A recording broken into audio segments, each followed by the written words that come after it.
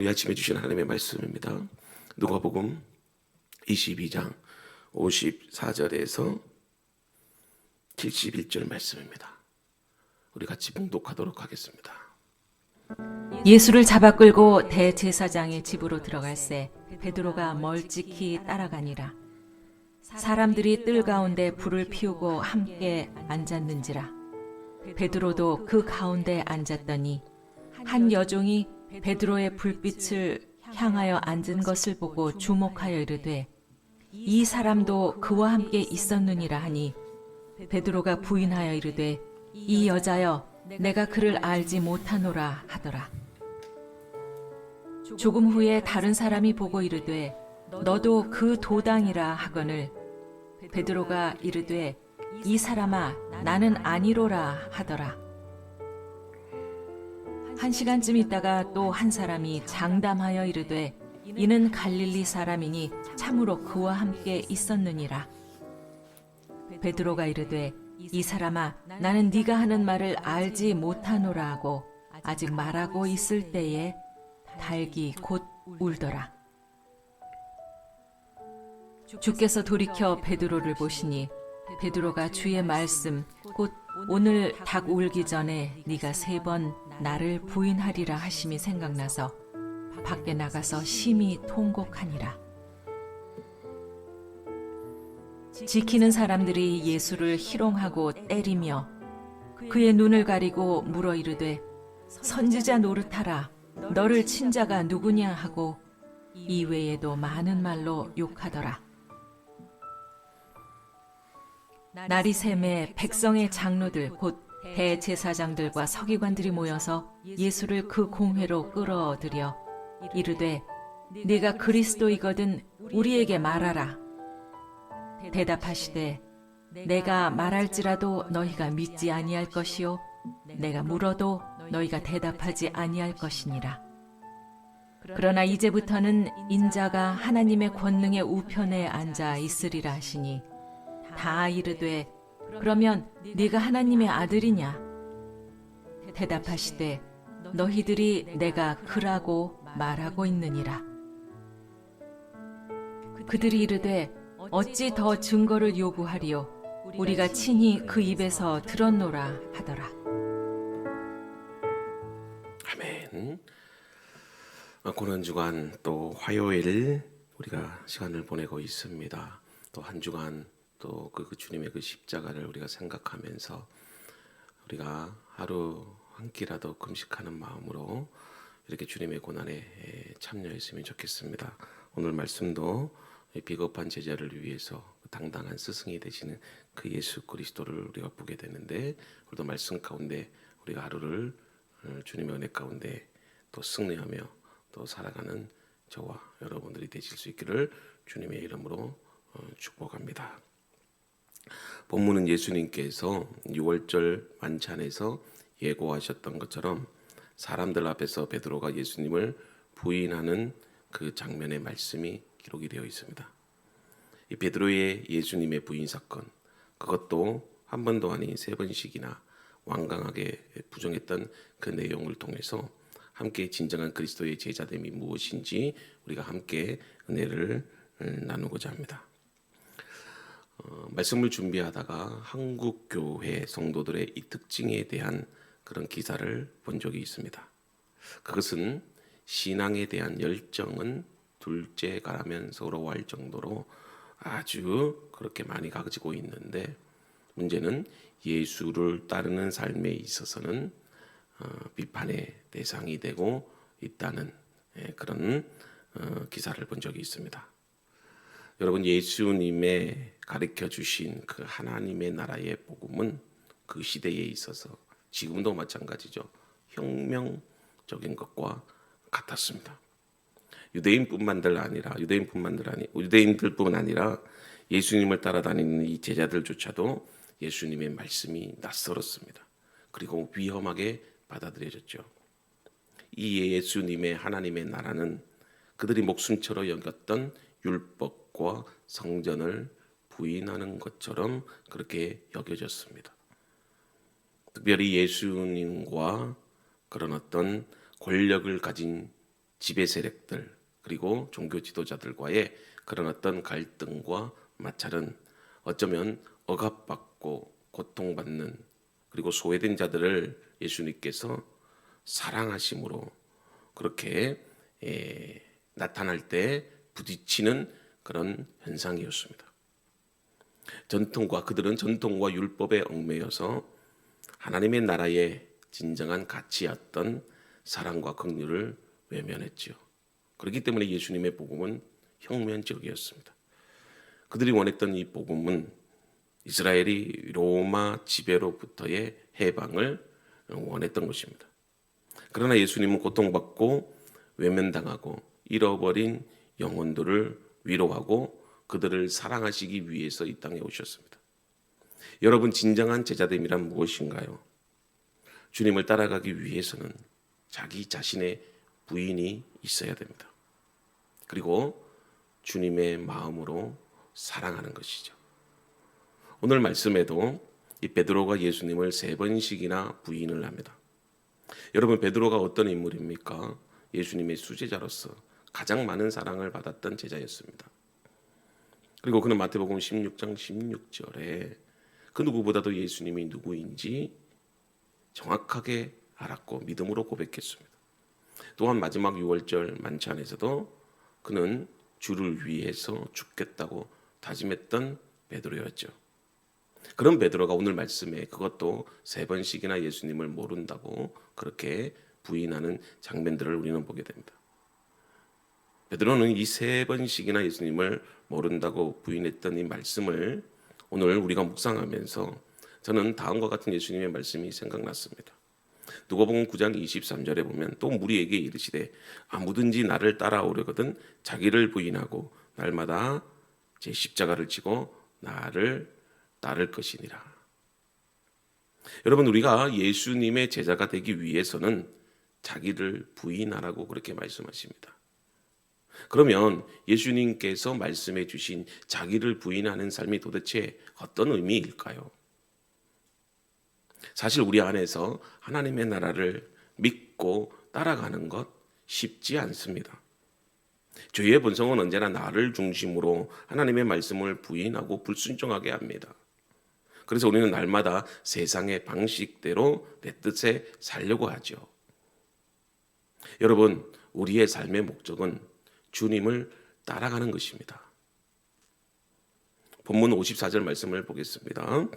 예수를 잡아 끌고 대제사장의 집으로 들어갈새 베드로는 멀찍이 따라가니라. 여기서 우리가 주목해 봐야 할 말씀은 이 베드로가 멀찍이 예수님을 따라갔다는 것입니다. 자, 여러분, 우리는 주님을 날마다 가까이 하며 나아가는 삶이 되어야 됩니다. 어떻게 해서든지 주님과 멀어지면 안 됩니다, 여러분. 저에게는 딸이 3명이나 있습니다. 이 험한 세상에서 딸을 키운다는 것 참 많은 걱정이 있습니다. 특히 막내는 이제 4살인데요.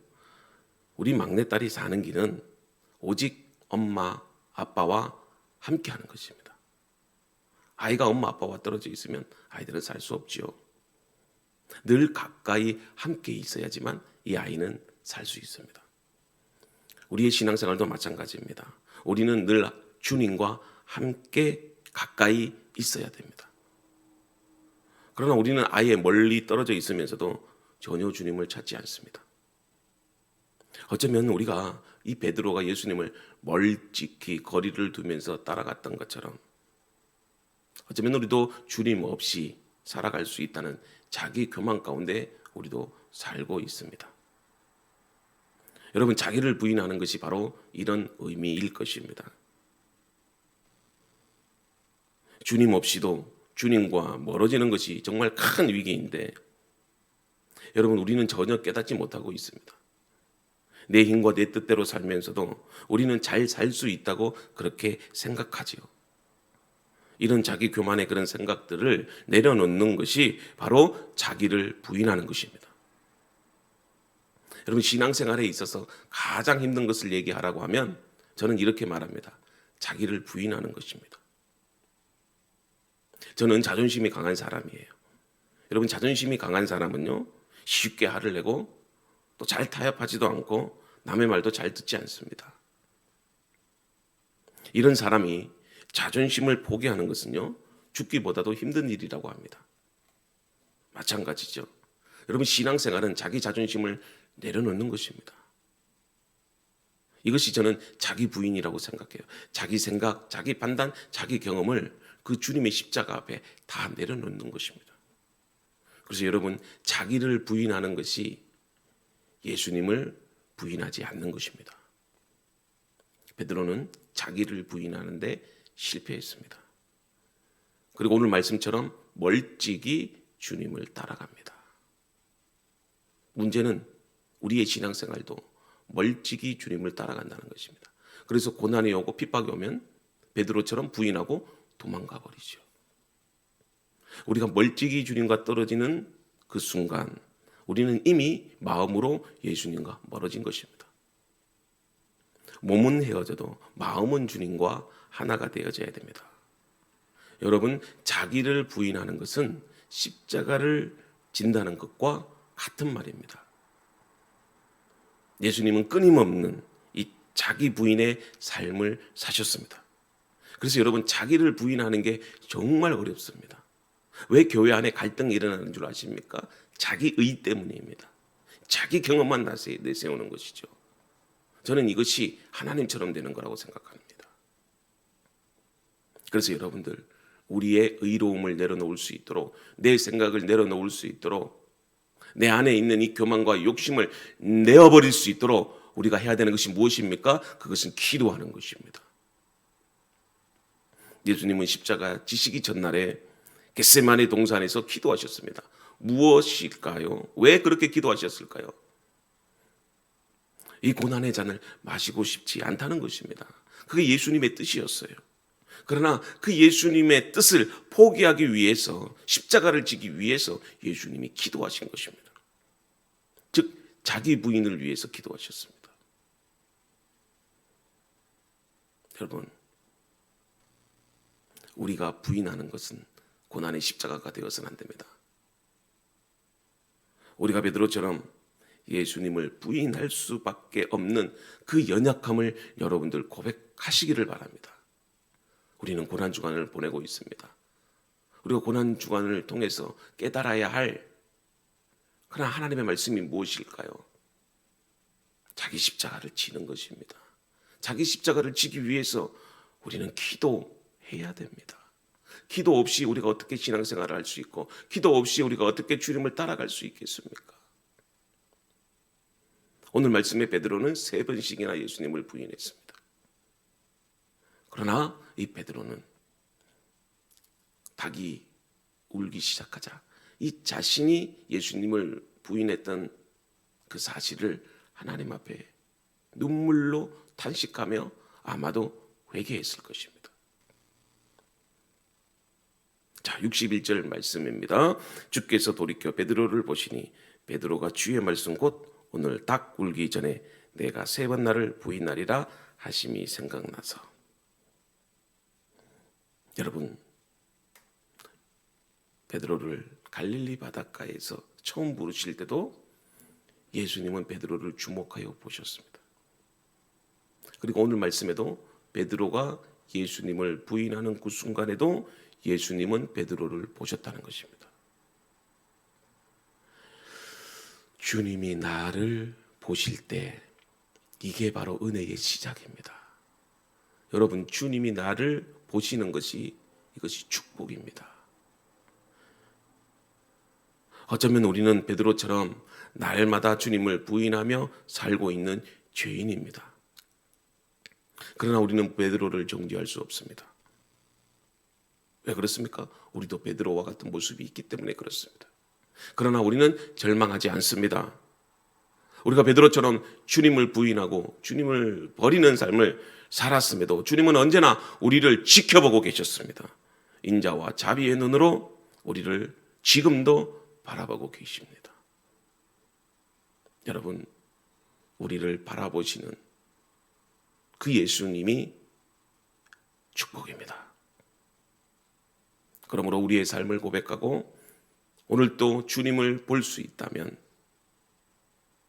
오늘도 그 예수님의 은혜를 경험할 수 있습니다.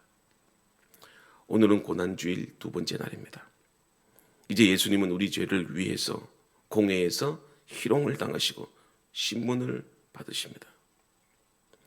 하나님이신 그분이 스스로 모욕된 침뱉음과 수치를 당하십니다. 왜 하나님이신 그분이 그 고난의 길을 가십니까? 무엇 때문에 우리를 위해서 그 십자가의 고통과 그 아픔을 담당하십니까? 그것은 바로 여러분들을 향한 사랑 때문입니다.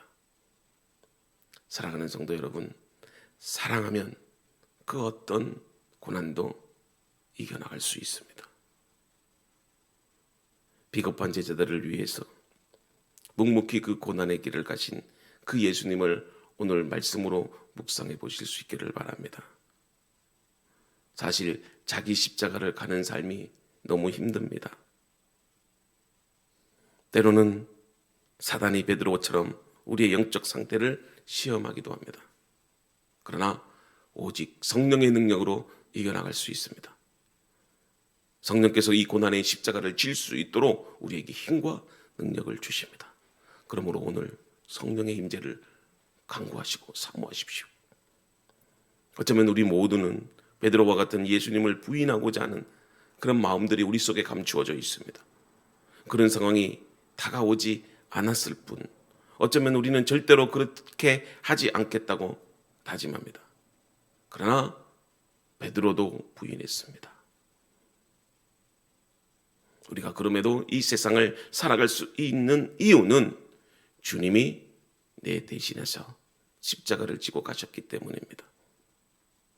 오늘도 우리 안에 그 십자가가 어떤 것인지 한번 생각해 보시고 모든 것을 내려놓고 주만 바라보며 따라가는 그런 멋진 그리스도의 제자가 되실 수 있기를 주님의 이름으로